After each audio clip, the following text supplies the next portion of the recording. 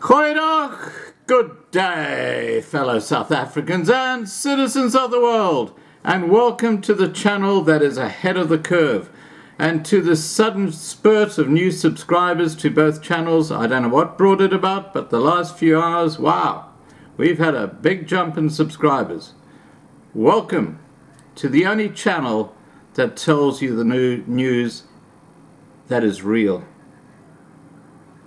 The news that the other mainstream media and other people catch up with days, maybe even weeks later. We are right ahead of the curve. That's the Loving Life channel, and because we're a community channel, I have to thank my subscribers for being in that position, because they provide me a lot of the information that I'm able to disseminate to the wider community, to alert the world to what's going on in South Africa.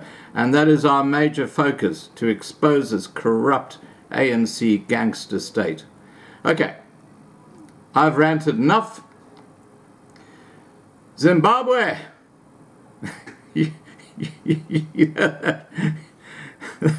That carcass just north of South Africa. It's extremely sad what Mugabe and communism did to Zimbabwe. And unfortunately, Zimbabwe 2.0, you watch it unfold in South Africa. It's tragic. But, you know, in South Africa, if something goes pear-shaped, they blame Jan van Riebeeck. In Zimbabwe, they've got a track. They don't blame Cecil Rhodes, although I guess they could. What they do is they find another way of explaining things. Let me tell you what I'm talking about. Zimbabwe's defense minister has called the coronavirus pandemic a punishment of the US and Europe for imposing sanctions against members of the ruling regime over human rights abuses. Can you believe that? It's a punishment.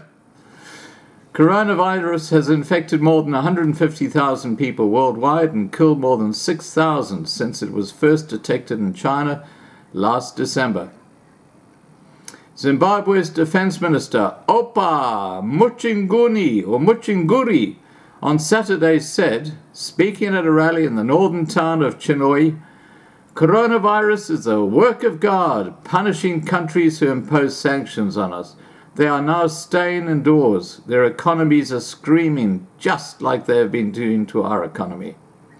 Now, I have to tell you, I think that he is misguided, but I do agree with him. I think that God has had a hand in this. And I think that what he's doing is he's providing an opportunity for the adults in the room in South Africa to consider their situation once South Africa collapses in a heap over the coronavirus and the ANC government just collapses with it. I think that's the time that the groups have got to get together. Eendracht maakt macht. And they've got to work together and just formulate a plan and then keep their borders. I guess you know what I'm talking about. Because it's like a God-given opportunity. Out of the despair of these terrible times comes the silver lining. And I think that's what's behind all this. I really do. Anyway, let's continue with Zimbabwe, shall we? The measures were aimed at high-ranking officials in government institutions, including travel bans on Mugabe and his inner circle.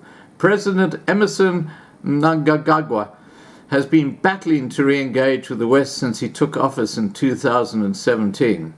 But the US extended sanctions this month to two security officials accused of orchestrating a violent crackdown on protests over a delay in election results in 2018, killing 6. Muchinguri said the novel virus would teach US President Donald Trump that he is not God. They must feel the effects of coronavirus and understand our pain, she said. Trump declared a national state of emergency on Saturday. At least 2,700 people have tested positive in the United States, and more than 50 have died so far. Sub-Saharan Africa has so far escaped the worst of the pandemic, with fewer than 100 cases confirmed in more than 20 countries. Zimbabwe has not yet detected any cases. Neighbouring South Africa announced 13 new cases on Sunday. It's actually 23, bringing the country's tally to 61. It's a lot higher than that now, believe me. On Twitter, many Zimbabweans said they were appalled by Muchunguri's words. Alex Magisa, a professor of law, tweeted, "To say I'm gobsmacked is an understatement. How does a senior minister utter such rubbish?" Others criticized the government for not taking the pandemic seriously enough. "Namibian president has cancelled independence celebrations," tweeted journalist Hopewell Chinchono. Yet, in Zimbabwe, the regime is pushing ahead with independence celebrations while hospitals are dilapidated. You know, I say it so many times, the old L factor. Logic missing in action. It's crazy. To date, only government officials and staff have been banned from foreign travel in Zimbabwe. So there you go, guys.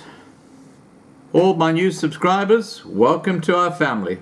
We're here to alert the world to what's actually going on, not just in South Africa, but as you can see, Southern Africa.